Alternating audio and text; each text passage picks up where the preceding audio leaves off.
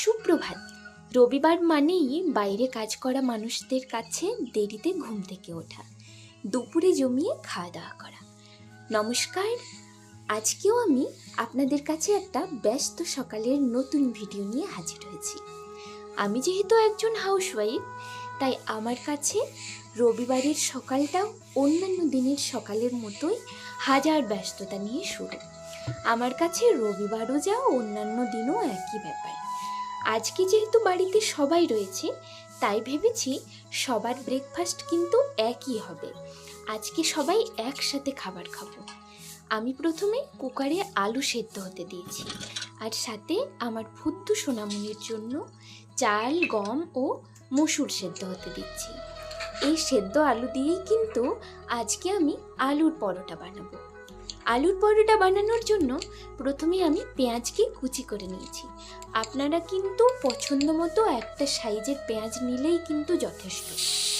আর কয়েকটা রসুন, আর কয়েকটা কাঁচা লঙ্কা, একটু আদা, এগুলোকে আমি প্রথমে ভালোভাবে বেটে নেব। আমি যদিও আলুর পরোটা সেরকম বানাতে পারি না, কি জানি খেতে কীরকম লাগবে সেটা তো বাড়ির লোকই বলতে পারবে।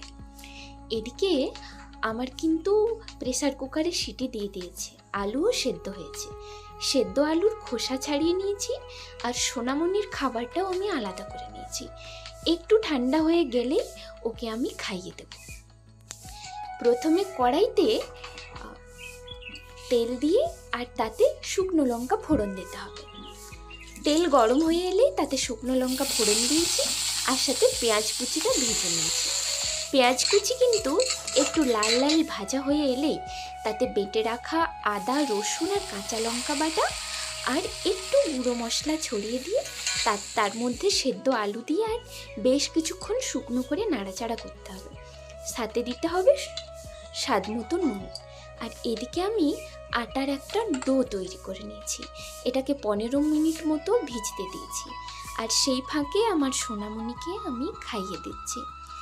ওর একটু সমস্যা হয়েছে, কালকে ছটপট করতে গিয়ে আরুষি ভয়ে ওর পাখায় পা দিয়ে দিয়েছিল। হাঁটতে ওর একটু কষ্টই হচ্ছিল, আজ অবশ্য সুস্থ হয়ে গিয়েছে। এদিকে আমার আটার ডোটাও বেশ নরম হয়ে এসেছে। লেচি কেটে তার মধ্যে আলুর পুরটা দিয়ে আর ভালোভাবে বেলে নিলেই তৈরি আলুর পরোটা। একটু শুকনো আটা দিয়ে বেলতে হবে যাতে না ফেটে যায়। এরপর গরম তেলে ভেজে নিলেই তৈরি হয়ে যাবে আলুর পরোটা। আপনারা কিন্তু ঘি দিয়েও ভাজতে পারেন। দেখা যাক খেয়ে কীরকম লাগে। ধন্যবাদ।